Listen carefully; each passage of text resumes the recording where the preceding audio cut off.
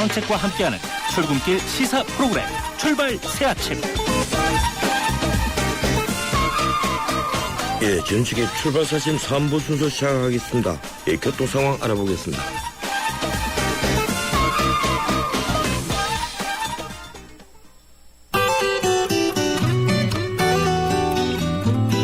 정신이 번쩍 드는 추위입니다. 이렇게 추운 날에는 차량이 운행 중에도 덜컥 고장이 나기 쉬우니까요. 차량 점검 꼭 미리 해두시는 거 좋겠습니다. 노들길 통해서 성산대교에서 여의 하루나들목 쪽으로 밀리고 있고요. 노량진 수산시장에서 현충원 구간으로도 밀립니다. 북해대로 통해서 여의도 가는 길 신월 나들목에서 영등포 경찰서 쪽으로 차량들 더디게 지나고요. 인저 고속도로인 경인고속도로는 서울 쪽으로 신월 일대로 밀리고 있고 인천 쪽으로는 그보다 조금 더 길게 밀립니다. 부평에서 서인천까지 5km 구간 답답합니다. 출발 새 아침 교통정보였습니다.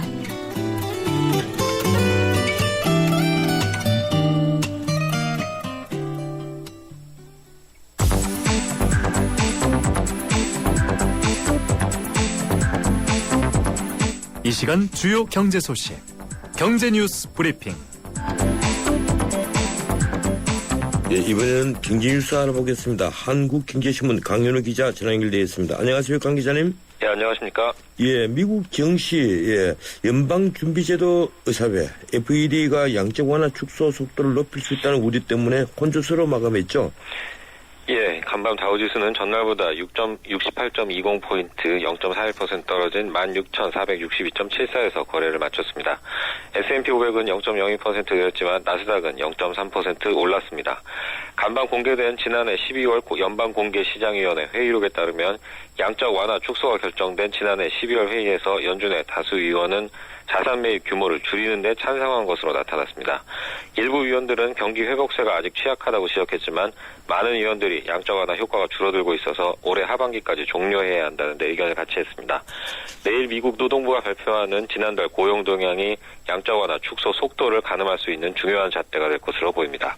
예, 국내 카드사 고객 정보 1억 건이 신용평가업체 직원에 의해서 유출된 사실이 검찰 수사에서 밝혀졌죠? 예, 국내 금융회사의 개인정보 유출 사고로는 사상 최대 규모입니다. 창원지방검찰청 특수부는 전산 프로그램 개발 용역을 수행하는 과정에서 세계 카드사에서 총 1억 400만 명의 고객 정보를 수집해 유출한 혐의로 코리아 크레딧 뷰로 박모 차장과 대출 광고업체 대표 조모 씨를 구속했다고 어제 발표했습니다. 검찰은 박 차장이 KB국민카드 5,300만 명, 롯데카드 2,600만 명, NH농협카드 2,500만 명 등의 고객 정보를 유출했다고 밝혔습니다. 박 차장은 개인 신용평가업체인 이 회사의 카드, 도난 분실, 유변조 탐지 시스템 개발 프로젝트 총괄 관리 담당인데요. NH농협카드는 2012년 10월부터 12월, KB국민카드는 작년 6월, 롯데카드는 12월에 각각 개인정보를 빼냈습니다.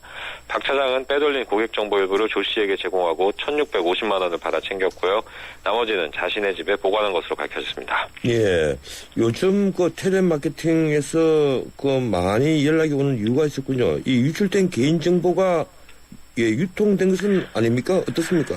예, 검찰은 일단 고객정보 불법 수집자와 최초 유통자가 잡혔기 때문에 이 정보가 외부에 유출되거나 확산하지는 않은 것으로 추정했습니다.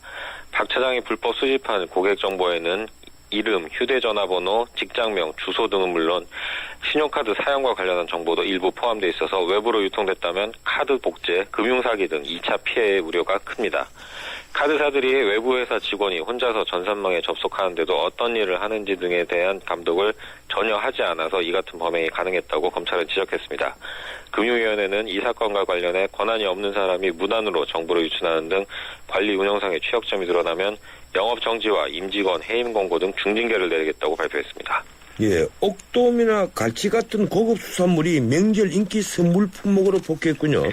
네, 이마트는 지난달 26일부터 그제까지 설 선물 세트 예약 판매를 집계해보니 옥돔과 갈치 등 일반 선어 세트 매출이 지난 추석 예약 판매 기간 대비 4배 늘었다고 어제 발표했습니다.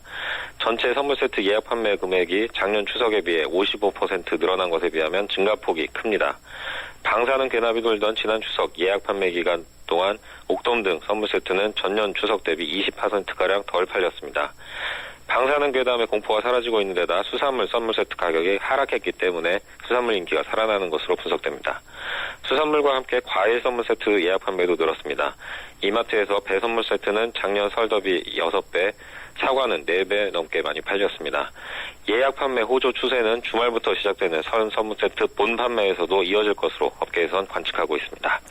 예, 정부가 엔화 약세를 위험 요인으로 공식 분류했군요. 네, 기획재정부는 어제 발표한 그린북, 즉 최근 경제 동향 1월호에서 우리 경제의 회복 추짐이 점차 강화되고 있으나 투자 등 민간 부분 회복세가 아직은 견고하지 않은 모습이며 대외 위험 요인도 여전하다고 밝혔습니다. 지난해 10월부터 넉 달째 같은 문구를 유지하고 있습니다. 다만 엔화 약세 흐름을 대외 리스크 요인에 추가했습니다. 지난 1년간 엔화 대비 원화 가격이 20%가량 올랐는데요. 기재부는 엔화 약세 추세가 연초부터 더욱 빨라지고 있어 모니터링을 강화할 필요가 있다고 봤습니다. 예, 일정 수준의 기술력만 있으면 연대보증 부담 없이 창업에 나설 수 있겠다면서요. 네, 금융위원회는 어제 중소기업 신용보증제도 개선 방안을 발표했는데요. 신용보증기금과 기술보증기금 등 보증기관을 통한 자금 지원이 기업 생애주기에 맞게 이뤄지도록 한 것이 특징입니다. 창업기에는 창업자의 회사에 대한 연대보증 부담을 줄이기로 했습니다. 회사가 부도났을 때 창업자가 개인 재산을 팔아서 빚을 갚아야 하는 등 창업자 본인에 대한 연대보장 때문에 쉽게 창업에 나설 수 없다는 지적을 고려한 조치입니다. 기술평가 등급 BB 이상을 받으면 최대 2억 원까지 5년간 연대보증 부담을 지지 않아도 됩니다. 교수나 연구원 등 전문가들은 창업 3년 이내에 최대 3억 원까지 연대보증 부담이 사라집니다. 자금 수요가 증가하는 창업 5년 전후에는 중소기업의 보증기관의 지원을 확대하고요. 신용보증기금이 300억 원 한도로 직접 투자할 수 있도록 합니다. 중소벤처기업이 대기업과 해외에 동반 진출하는 것을 지원하는 1,500억 원 규모의 해외 진출 지원 펀드도 새로 만들어집니다. 예, 고맙습니다. 오늘은 여기까지만 듣겠습니다. 예, 감사합니다. 예, 지금까지 한국经济신문 강윤우 기자였습니다.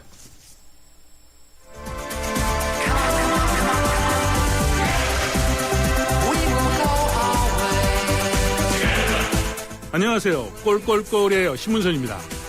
페어플레이가 돋보이는 정통 시사 프로그램. 여러분은 저와 함께 YTN 라디오 전원책의 출발 새 아침을 듣고 계십니다.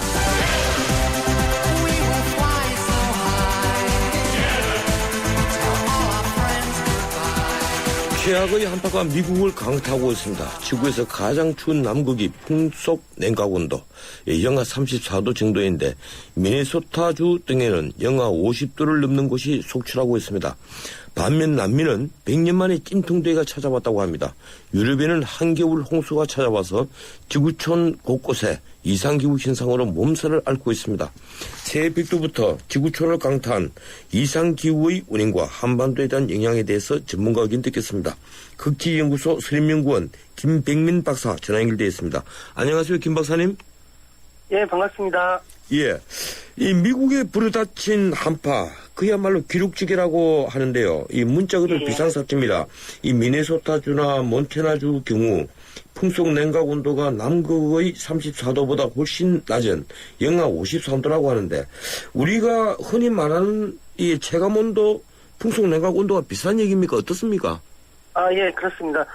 용어가 사실 전문가인 저도 다소 생소한데요. 예. 예, 그 풍속 냉각 온도라는 게 바람에 의해서 인체가 느끼는 그런 열 손실 등을 고려해서 종합적으로 고려한 온도이기 때문에 인체가 느끼는 실제 온도라는 의미에서 결국 체감 온도하고 같은 의미라고 보시면 됩니다. 예, 근데 북미 지역에는 한파와 폭설로 좀 고통을 겪고 있고 남미와 유럽은 또 고온 현상을 겪고 있고 이런 이상 기온 현상이 생기는 원인이 무엇입니까? 많은 사람들이 극소용돌이다 이런 용어를 쓰던데요. 아, 네네. 일단 극소용돌이라는 게 말 그대로 극지에 있는 소용돌이를 의미하는 것입니다. 예. 네, 그래서 쉽게 말해 태풍보다 더 큰 소용돌이가 남극, 북극에 항상 존재하고 있는데요. 이게 때에 따라서 그 남쪽으로 이렇게 확장하면서 북극의 찬 공기를 우리가 살고 있는 지역으로 이동시키게 되거든요. 예. 그래서 이제 이번에 미국에도 그런 영향으로 한파가 찾아왔던 것 같습니다. 예, 그러면 북극에 있는 극소용돌이, 그런 네. 소용돌이가 밑으로 내려왔다는 이런 얘기인데, 예, 네, 그렇게 맞습니다. 내려오게 된 이유는 뭡니까? 예, 이 극지역의 소용돌이는 일반적으로 매우 빠른 제트 기류가 그 주위를 감싸고 돌고 있어가지고, 예. 이 극지역의 차가운 공기를 가둬놓고 있는데요. 여러 가지 요인으로 인해 특히 지구온난화 등으로 인해서 극지역이 따뜻해지게 되면 그 제트 기류가 힘을 잃어버리게 되고요. 그래서 제트 기류가 마치 뱀처럼 구불구불하게 이렇게 힘을 잃고 사행을 하게 됩니다. 그러면 바람이 약해지게 되고 그 틈을 타서 이제 차가운 공기가 우리가 살고 있는 지역까지 내려올 수 있게 되는 것이죠. 예. 지금까지 말씀을 정리를 하면 남극이나 북극에는 언제나 네. 그 엄청난 회오리 바람, 소용돌이가 일고 있는데 예, 그것을 그렇습니다. 예. 그 남쪽으로 내려오고 남극에 있는 것은 올라오는 것을 막는 것이 제트 기류라는 말씀이시죠? 그렇습니다. 예. 예. 그런데 2000년대 이후로 지금 지구 온난화, 아까 말씀하신 지구 온난화 때문에 네네. 이런 이제 기상 이변이 자꾸 생기는 건데 이걸 예, 예. 좀 미리 예측을 할 수 없습니까? 예컨대 극소용돌이가 어느 쪽으로 움직인다라든가 이동 경로를 예. 알 수는 없는 겁니까? 예, 이 극소용돌이를 실제로 이제 눈으로 한번 보시게 되면요. 예. 이게 매우 변화무쌍한 걸 알 수 있고요. 그래서 예측하는 게 쉽지는 않습니다. 근데 다만 일반적으로 극소용돌이가 약해질 때 자주 이렇게 내려오는 경로가 있는데요. 예. 그 경로가 이제 보통 유럽을 거쳐서 우리 동아시아 쪽 방면으로 내려오게 되는데 이번에 미국 한파 사례 같은 경우에 이변이 속출한 게 다소 특이한 경로로 캐나다를 거쳐서 북미 쪽으로 내려왔기 때문에 굉장히 이제 미국 전역이 이변이 속출했던 것 같습니다. 예. 지금 이런 한파가 얼마 만에 발생한 겁니까? 네, 요번에 제가 언론 보도에 따르면 뉴욕이 지난 7일 영하 15도 아래로 떨어졌는데 역대 최저 기온 신기록이라고 합니다. 예. 근데 이제 문제는 이게 영하 15도 같으면 지금 현재 우리나라 강원 산간지방이 영하 19도를 넘나들고 있는데요. 한파가 찾아와서요. 예. 문제는 이게 극소용돌이 확장과 더불어서 강력한 바람을 동반했기 때문에 체감 온도가 이제 영하 40도 이하로 내려간 게 문제가 됐죠. 예. 예. 그래서 미네소타나 몬태나주 같은 경우는 미국 중서부 네. 지역에는 영하 50도가 체감 온도라는데 이 정도 같으면 일반 사람이 외부 활동을 거의 못 한다고 봐야 되겠죠? 그렇죠. 거의 그냥 일반 사람들이 이제 남극에 와 있는 수준이라고 할 수 있겠죠. 예. 그래서 힘들 것 같습니다. 지금 동아시아에도 이례적인 한파가 이어지는 곳이 지금 있다고 합니다. 그래서 피해가 네네네. 속출하고 있다는데 우리나라도 지금 극소용돌이 영향권에 들어갈 가능성이 있습니까? 예, 제가 아까 방금 말씀드린 것처럼 예. 극소용돌이는 항상 이렇게 극지역에 존재하고 있다가 언제든지 이게 때에 따라서 확장을 하고요.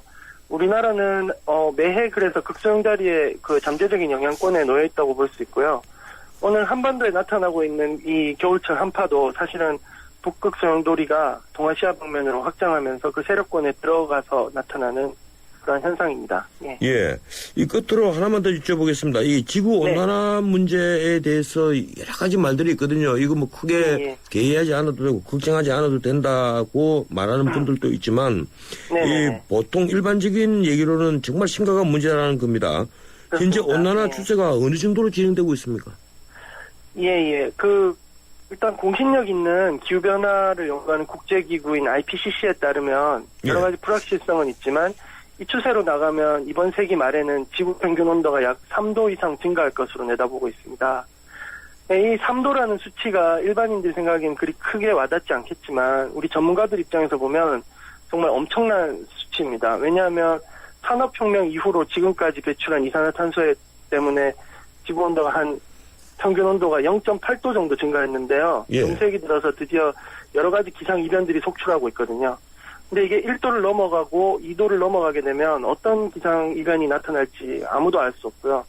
그래서 따라서 이런 문제가 단순히 온도가 증가하는 문제가 아니라 해수면 상승 또는 이런 기상재해 급증으로 인한 여러 피해들이 진짜 심각한 문제라는 것을 인식을 해야 하는 것이죠. 예, 요사이 어린아이나 초등학교 다니는 아이들은 우리 세대보다도 또 다른 기상 이변을 겪을 수가 있겠군요. 고맙습니다. 여기까지 듣겠습니다. 여기까지 듣겠습니다. 예. 지금까지 극지연구소 수림연구원 김백민 박사였습니다. 예, 3부 순서 여기서 마치고 잠시 뒤 4부 이어가겠습니다. 초등학교 선생님이 학생들에게 물었습니다. 얼음이 녹으면 뭐가 될까요? 모두들 하나같이 물이 됩니다! 라고 대답했습니다. 당연한 정답이죠. 하지만 유독 한 어린이만이 얼음이 녹으면 봄이 됩니다! 라고 다른 대답을 했습니다. 창의적인 교육이란 이런 것이 아닐까요? 정답 찾기 교육에 길들여진 우리 교육의 자화상. 더 늦기 전에 자유로운 사고를 통해 스스로 생각의 힘을 키우는 창의지성 교육이 필요합니다. 이 캠페인은 경기도 교육청이 함께합니다. 행복한 경기 교육.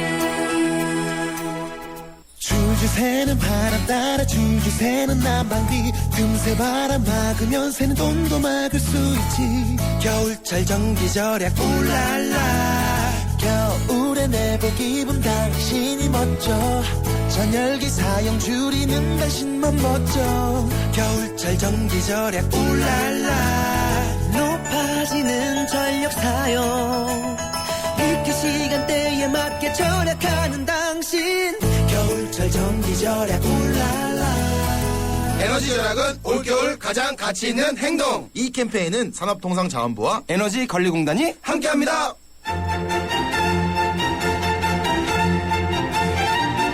출근길 정통 시사 라디오 프로그램 YTN 라디오 전원책의 출발 새 아침. 예, 전원책의 출발 새 아침 4부 순서 시작합니다. 잠시 지나는 말씀 듣겠습니다.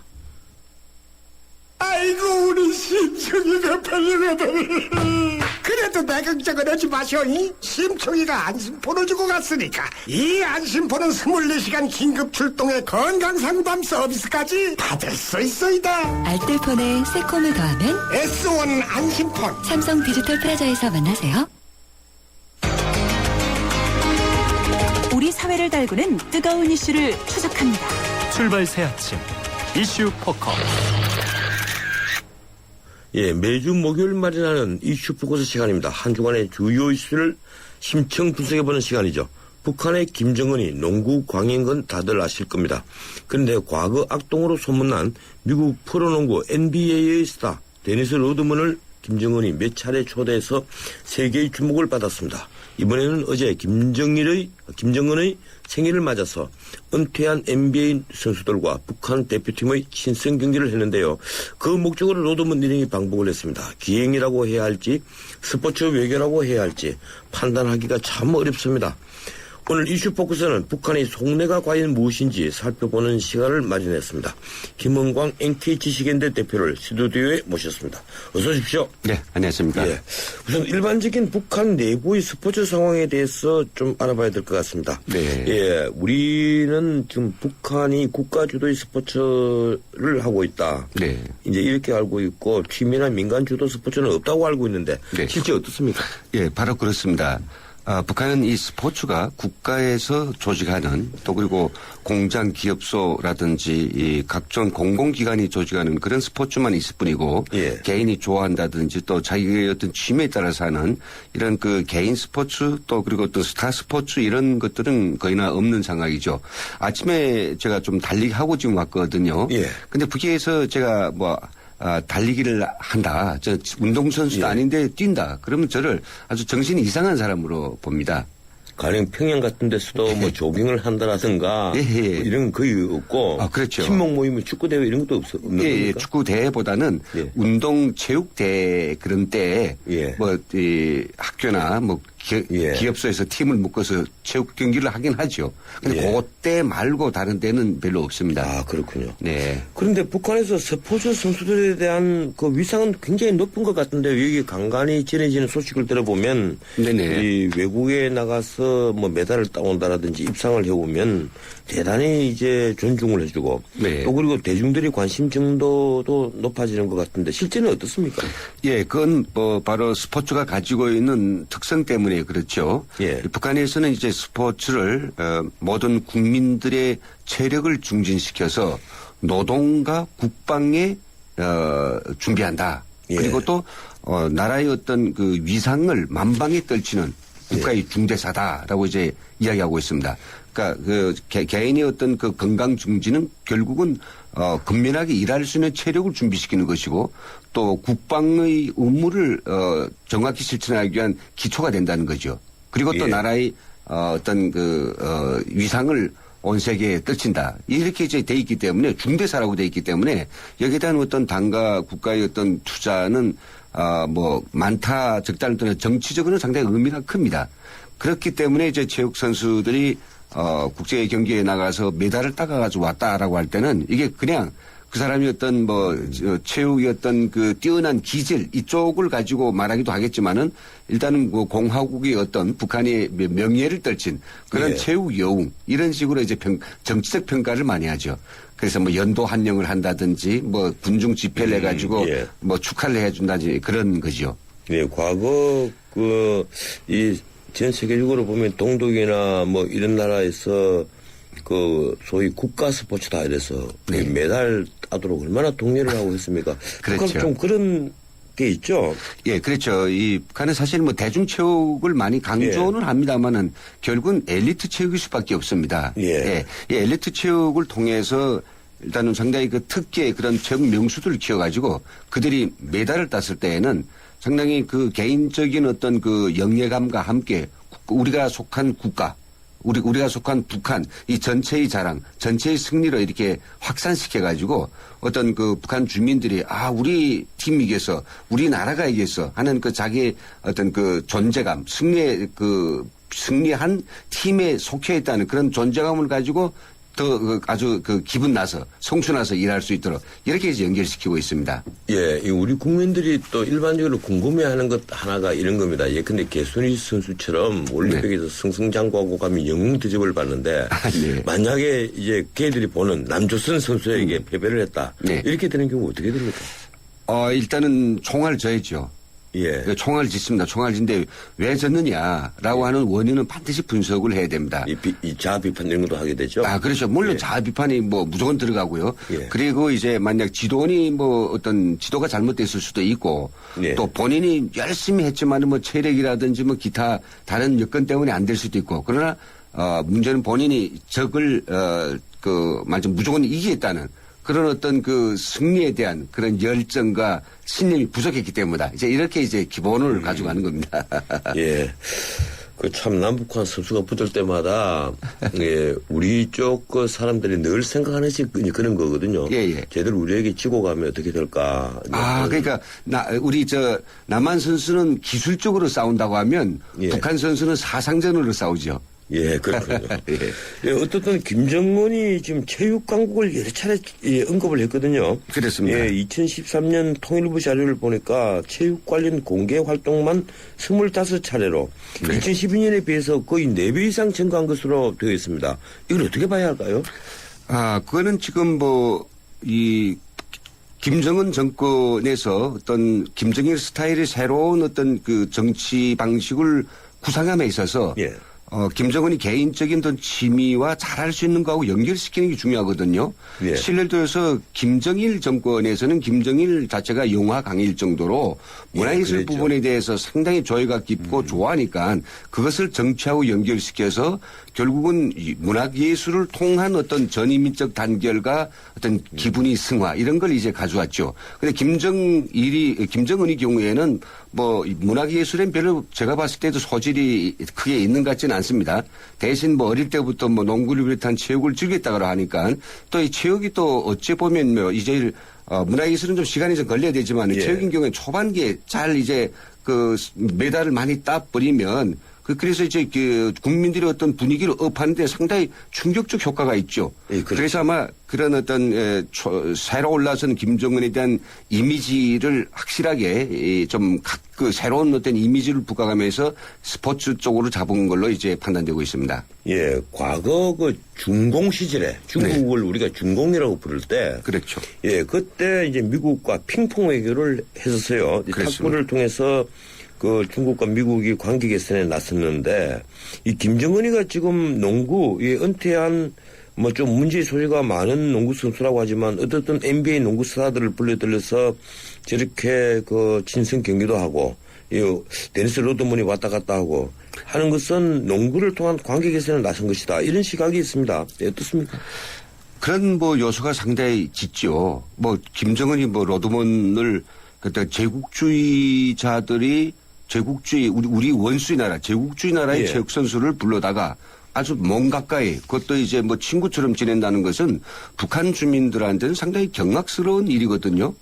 예, 굉장히 놀라운 일이겠죠. 예, 놀라운 일이죠. 예, 어떻게 해서 주적에 있는 사람인데. 미국의 선수를 그렇지만 그 반대의 또 효과도 있습니다. 그러니까 이제 아주 굉장히 키 큰 고구의 사람이 북한 사람들을 보기에도 굉장히 큰 사람이거든요. 개구의 사람 신체적으로 봤을 때 그런 사람이 아주 김정일한테 깍듯이 머리를 숙이고 뭐 생일 축하합니다 노래까지 부르고 그리고 그랬죠. 그리고 또 로드먼 자체는 미국에 가서도 당신들이 뭐 장성택 죽이고 그리고 뭐 우리 미국 시민을 지금 계속 몇 달째 잡고 있는 김정은 뭐라고 해도 그건 내 친구다. 베스트 플레이프 브랜드다라고 할 정도로 하는 이런 것들은 사실 김정은으로서는 다른 사람이 할 수 없는 그런 부분들도 있습니다.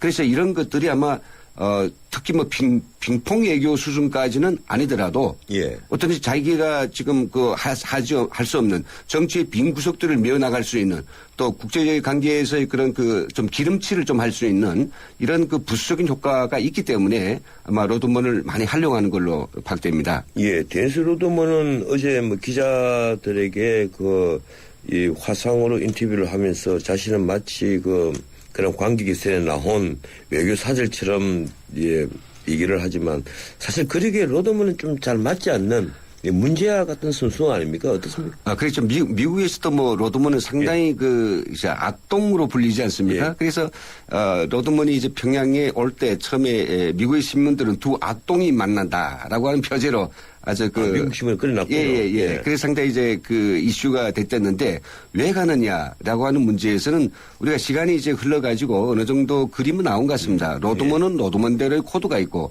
김정은은 김정은대로 코드가 있는데 이게 들이 맞았다는 거죠. 그래서 뭐 일설에 의하면 탈북자 신문입니다. 뉴 포커스라고 하는 여기서 이제 특보를 낸 데 의하면 로드먼은 뭐 사실 지금 현재 돈이 좀 부족한 상태고 이런 것들을 위해서도 로드먼 돈은 버려야 되는 상황이고요. 또 그리고 한때 이제 마라도나가 이제 이 마약에 상당히 이제 이 유법성 때문에 마약에 빠져 있을 때 피델한테 찾아가지 않았습니까? 피델이 친구로서 국제사회에 자기 어떤 좀 실추된 이미지도 올리면서 이렇게 했죠. 로드먼도 역시 마찬가지로 김정일한 데서 가지고 얻으려고 하는 것이 있습니다. 돈과 기회와 이거였죠. 반대로 또 이제 뭐 김정은도 앞에서 얘기한 그런 것들이지 코드가 맞았다는 거죠. 예. 이 김정은이가 마식령 스키장 건설을 독려를 하고 거의 뭐 일주일에 한 번씩 하다시피 해서 동의를 해서 이제 드디어 완공을 했다. 그래서 조금 구형 리프트를 타고 올라가는 그런 사진이 우리에게 보도가 되고 있습니다. 지금 아직 정확한 시설이 우리에게 알려져 있지는 않지만 개장한 것은 분명해 보이는데 이 김정은이 왜 이렇게 스키장에 집념을 보였을까요? 아마 북한에는 없는 그런 특별한 유의시설, 아마 스포츠 시설이었기 때문에 막 거기에다가 했을 수 있고요. 또 본인이 스위스 유학시설에 가장 즐겨 했던 스포츠 하나가 이제 스키라고 하네요. 그러니까 이제 평양에는 김정은 시대에 들어와서 승마장도 개건 확장되고 또 그리고 이게 전자 그런 사격장 그리고 또 물놀이장과 같은 대중 그런 호화 시설들도 많이 차려졌죠. 근데 지금 이 스키장은 말이에요. 군 스키 부대 훈련 시설밖에 없습니다. 북한에는. 그렇습니까? 그냥 어떤 리프팅도 없고 그냥 잘 다듬어진 활주로밖에 없죠. 활강로. 그렇죠. 이런 것들을 김정일은 북한에 있던 위상상 이런 것들 필요하겠다고 생각했고 특히 자기가 좋아하는 건데 뜻에 탈 데 없으니까 올렸을 수도 있고 또 그리고 잘 생각해 보면 이제 입장이 정말 남북 관계가 잘 이제 풀려 나간다면 남쪽에 굉장한 스포츠 매니아들을 불러들일 수 있다라고 하는 판단도 따랐을 것 같습니다. 돈이지요. 북한에 이렇게 만들어 놓은 스키장이나 승마장, 일반 사람들에게는 그림의 떡이겠죠? 그림의 떡입니다. 그게 왜 그림의 떡이냐면 일단은 아시는 것처럼 북한 주민 2,500만 가운데서 배급을 이제 받고 사는 사람들이 한 500만 정도 되는데 이 500만, 2천만은 도저히 갈 수는 맥도 없습니다. 갈 수도 없고 우선 수송수단도 없고 타고 갈 차도 없고 그렇게 거주지원이 자유스럽지도 않고. 못 가죠. 일단 못 갑니다. 못 가고 500만 가운데에서 가는데 500만 가운데에서도 최근 들어서는 정말 그 생계가 다 급박해가지고요. 예. 그까지 가야 되고 가서 이제 자기가 써야 될 돈들이 있고 그리고 뭐 힘도 있어야 되는데 이게 전혀 안 되니까 저는 정말 그림이 떡이라고밖에 볼 수 없을 것 같습니다. 예, 원래 스위스 정부가 이제 북한이 그 마싱잉 스키장 건설을 위한 그 리프트 같은 장비를 팔아달라 이렇게 하니까 그걸 유엔 안보리가 제재 결의안 40분에 해당된다 해서 거절을 했었어요. 그렇죠. 예, 그런데 이번에 그 하여튼 구형이지만 리프트를 그 구하긴 구했던데 그걸 어디서 구했을까요? 제가 알기로서는 그 신식 장비 일식으로는 못 되어온 걸로 알고 있고요. 백두산에 사전에 이미 전에 설치되었던 리프팅 시설들에다가 그 2분의 1 정도는 새로 들여와서 연결한 걸로 지금 알고 있거든요. 그러니까 백두산에 쓰는 것하고 나머지 절반은 뭐 중국 같은 중국에 데려온 걸로 알고 있고 제설차나 그다음에 뭐 이게 눈을 생성하는 이런 기계들은 다음 신품이겠지만은 그 문제는 이게 이런 설비들은 일단은 유엔에서 사치품으로 규정하고 수입을 이제 금지시켰는데 어떻게 들어갔느냐 이 문제에서 오늘 본다면요 사실 유엔은 제재하라고 말은 하지만은 이 중국이 여기에 대해서 적극적으로 규제를 지키려고 안 하면 결국은 헛대가리라고 하는 그런 사실입니다. 무엇이든지 돈만 있으면 사실 뭐 다 들어가죠 중국으로부터. 일본 아사히 신문에서 작년 11월 달에 보도를 한 바를 따르면 북한과 일본 체육대학이 체육 교류를 약속했다고 합니다. 또 레슬링 선수 출신의 안토니오 이노키라는 그 분이 있거든요. 일본에서 참여를 지내신 분인데 이분이 또 방북을 했어요. 북한의 이런 스포츠 외교의 진짜 목적이 무엇이라고 보십니까? 그것은 바로 이 스포츠 외교에서 자기들이 가지고 있는 이 저력들을 좀 보여줌으로 해가지고 안쪽으로는 북한 주민들이 사기를 진작하고 김정은 정권에 대한 어떤 그 열기를 좀 그 함량시키는 그런 목적이 있고 또 밖으로는 북한이 국제 어떤 체육에 적극적으로 가담함으로써 어떤 국제사회의 어떤 정상적인 일원이라고 하는 이런 것들을 좀 각인시키면서 동시에 뭐 잘만 되면 에아벌이 또 돈도 벌 수 있지 않습니까? 체육을 통해서 이런 세 가지 어떤 목적을 다 같이 내다보지 않을까 판단됩니다. 이번에 그 마싱잉 스키장 완공을 앞두고 이 평창 동계올림픽에서 마싱잉 스키장 사용해라 이렇게 제안조차도 했어요. 제안을 하고 또 태권도 남북 단일팀을 하자 이렇게 제안하기도 하고요. 사실 뭐 둘 다 IOC의 승인을 다 받아야 될 문제니까 이 성사되기는 굉장히 어려운 제안인데 그렇게 북한에서 우리에게 해오는 제안 이거 어떻게 보셨습니까? 크게는요 이게 사실 그 효용도를 높여야 될 그 필요가 있지 않습니까? 굉장히 거의 한 6억 불 정도 뭐 돈을 많이 들인 것 같습니다. 6억 달러. 6억 달러. 그게 그 시설들과 함께 또 주변 원산까지 포함해가지고 도시가 큰 도시가 있어야 거기서 유숙하고 기타 또 해양체육과 함께 또 스포츠와 연결시키거든요. 그렇죠. 근데 그거에 대한 어떤 본전을 뽑기 위해서도 그렇고 본전이라기보다 그의 어떤 경제적 효용성을 높이기 위해서도 그렇고 또 그리고 또 뭐 그렇게 잘 지어 놓으면 우리 남쪽에 언젠가는 이제 그걸 가지고 체육 스포츠 거래를 할 수 있는 그런 하나의 수단이 생기는 거죠. 이제 말 났던 김에 이야기한다면 안토니오 이노키는 상당히 자기 스승인 니키도상의 욕도산이 고향인 북한 이것 때문에 이제 북한하고 거래를 갖게 됐는데 사실은 지금 그 사람이 제일 많이 거래하던 장성택 처형됐습니다 작년에. 그래서 안토니오 이노키도 아마 최근에는 많이 이제 북한에 대한 태도가 좀 변했으리라고 일부 시각들이 있거든요. 하지만은 이노키를 통해서 일본의 체육대학하고도 관계를 맺으면서 또 최근엔 또 그런 의견들을 내놨다고 합니다. 북한의 그 장용 그 IOC 위원이 우리 남한에서 IOC 위원을 추천한다면 자기들이 적극적으로 찬성을 하겠다 이런 것까지 내는 걸 보면 우리 남한과의 어떤 그 관계에서 우회적인 어떤 그런 그 커넥션을 열려고 하는 그런 하나의 의미로도 우리가 무게를 좀 둘 수 있을 것 같습니다. 이 우리 정부가 일단 그 평창 올림픽에 관련한 이런 북한의 제안은 일부에 거절을 했는데 이 남북 관계 앞으로 체육 교류 많이 늘어나겠죠. 어떻게 전망하십니까? 어차피 할 수 없이 다른 부분보다는 체육 쪽에서 이 교류가 좀 더 커질 이런 개연성은 많습니다. 왜냐하면 여러 가지 있던 시설들 그리고 북한이 체육에 들이고 있는 공이 다른 부분보다는 굉장히 크기 때문에 우리가 접근하기도 좋지 않습니까? 비정치적이고.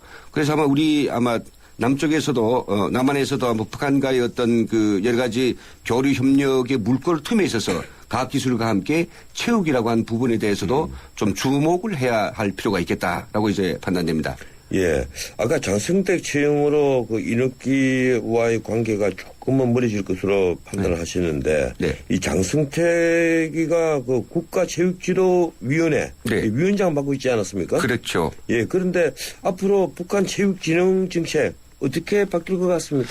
정책은 뭐 크게 바뀔 것 같지 않습니다. 다만 이제 우리가 제일 초창기 북한에서 장성택을 위원장으로 하는 국가체육지도위원회를 발족시켰을 때 이게 단순한 어떤 체육 지도 기관이 아닌 것 같다. 이건 장성택의 어떤 하나의 그 권력 그 추종 기구로서 이게 이를테면 북한이 말하면 소왕국이 아니겠느냐라고 우리가 판단들을 해왔지만은 우리가 생각했던 거하고는 뭐 북한 체육지도위원회가 다른 목적의 활동은 크게 안 했습니다. 그것은 이제 뭐 김정은 자체가 체육지도위원회에 굉장히 영향력을 그 행사했기 때문에 그래서 장성택이 빠진 상태에서는 그냥 뭐 김정은이 하고자 하는 그 체육의 어떤 발전 방향에 따라서 체육지도위원회는 따라가 줄 것이고 다만 그 체육지도위원회 그 핵심적 자리에 있던 박명철과 같은 이런 그 관련자들 이런 사람들이 장성택과의 연고 내지는 역량관계를 이제 추궁받아 가지고 다시 이제 그 간부 사업이 새롭게 이루어질 수 있는 물갈이 될 수 있는 그런 가능성은 좀 충분하다고 생각합니다. 예, 북한에서 이 국가체육지도위원회 위원장 자리가 그렇게 위상이 높았던 모양이죠? 이번에 그 장성택을 위원장으로 한 국가체육지도위원회가 위상이 좀 높았고요. 그 전에도 있었습니다. 국가체육지도위원회가. 있었습니까? 네, 있었죠. 그러니까 순수 체육만 이제 받고 거기엔 정치인들이 개입된 게 아니라 정말 그 전문 체육인들만 참가했댔죠. 근데 이번 정치인들이 대거 참가하면서 좀 뭔가 관심이 좀 별다른 관심이 있었던 겁니다. 예. 조금 다른 질문을 좀 드리겠습니다. 이 북한과 러시아 간의 유라시아 철도 등 기간 산업 관련 투자 논의가 활발하다는 보도가 있는데요. 예. 오늘 그 김계관 그 북한 외무상이죠. 네네. 예, 김계관과 러시아 고위 관계자가 어제죠? 네, 어제네요. 예. 그 회의를 5시간이나 진행을 했답니다. 네. 예, 전통적인 북한의 우방인 중국과 관계에서 그러면 북한이 좀 벗어나겠다 뭐 이런 거로 봐야 됩니까? 어떻습니까? 그건 좀 너무 중국을 의식한 어떤 다른 경제 교류 루트를 개설했다는 건 좀 지나친 표현 같고요. 장성택이 채용되고 나서 다급해지니까 러시아와 또 관계를 푸는 건 아니냐. 러시아와는 이미 전에 이 그 내륙 철도에 대해서 상당히 오래 전부터 이게 그 논의되고 또 공사가 진행되고 장성택이 있을 당시에만 해도 하산에서 또 이 두만강까지 오는 그 철도가 개통되기도 했습니다. 그래서 이제 그런 사업들이 놓고 볼 때 물론 이제 북한이 중국을 견제하기 위한 의도도 없지 않아 있겠습니다만은 그러나 지금까지 러시아의 어떤 북한과의 큰 경제 합작의 아이템 중에서 철도가 있기 때문에 그것이 지금 좀 더 이제 박차가 가해지고 내실화되는 그런 단계에 들어섰다라고 이제 볼 수 있지 보는 거죠. 예. 또 다른 질문 하나 드릴게요. 이 김경애에 대해서 우리 언론의 보도가 참 여러 방향으로 나오고 있는데 지금 위독설이 어제도 나왔습니다. 그런데 정부 소식통은 그 사실이 아니라고도 밝혔고요. 이 심근경색으로 러시아에서 치료를 받았다는 미확인 소식도 또 들어와 있습니다. 사망설도 계속 나오고 있고요. 그렇죠. 어떻게 우리 김 대표님께서는 판단하고 계십니까? 저는 지금 장성택 처형 이후에 아마 굉장한 어떤 심리적 스트레스 그리고 주체할 수 없는 그런 그 정신적인 어떤 타격 이런 것 때문에 김경기는 상당히 이 사망에 이르기까지 신변에 굉장히 이상이 있다라고 판단되거든요. 평양에서 나오는 이야기도 그렇습니다. 평양에서 울려난 이야기도 김경희의 모습들이 전혀 포착 안 된다라고 하거든요. 김경희 집은 어디에 있느냐 하면요. 평양에서 이제 중리라고 하는 그 애각으로 나가는 길 도중에 있습니다. 상당히 그 괜찮은 그 지대에 있는데 그쪽에 이제 그 인민군 44부의 에아브리 회사들도 일부 있고요. 그쪽에 이제 있으면서 중국으로 출장 나온 이런 사람들의 표현에 의하면 그한 뭐 3, 4개월째 김경희 차량은 전혀 보이지 않는다라고 이야기하거든요.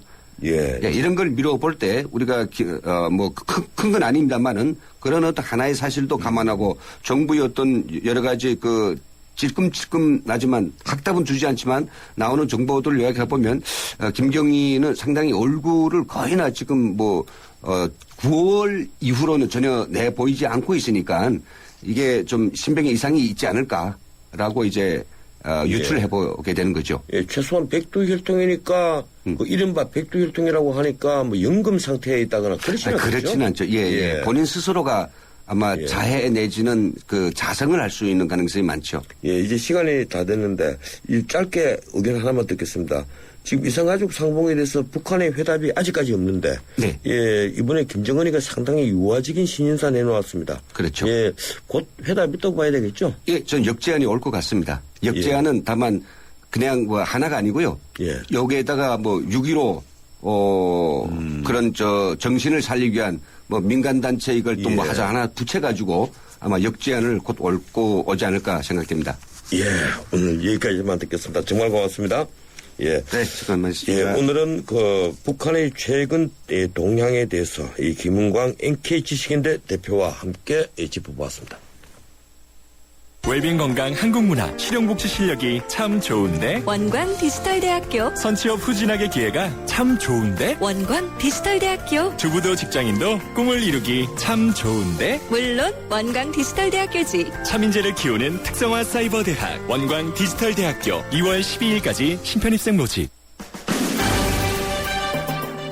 공동체가 취약계층을 지원해 불평등을 해소하는 건 대단히 중요합니다. 노벨 경제학상을 받은 시카고대 제임스 해크먼 교수는 취약계층에 대한 교육 지원은 사회적 불평등을 줄이는 동시에 생산성도 높이고 결국 국가 경쟁력과 효율성을 높인다고 말했습니다. 가난하고 불우한 환경 때문에 좋은 교육을 제공받지 못하거나 그럴 기회를 박탈당한다는 건 사실 국가 경쟁력 이전에 인간의 평등의 문제요, 존엄성의 문제입니다. 그래서 보편적 복지를 하길 것인가 하는 문제보다도 복지 사각지대를 없애고 최저소득계층 자녀들을 위한 교육 프로그램을 시행하는 것은 절대적으로 필요합니다. 한 인간으로 성장해서 공동체에 크게 기여할 수 있는 위대한 인물이 제대로 교육을 받을 기회를 얻지 못해서 평생 어둠 속에서 살게 할 권리는 어느 누구에게도 없는 겁니다. 오늘은 여기까지입니다. 지금까지 진행의 지윤책 변호사였습니다. 내일 뵙겠습니다. 고맙습니다.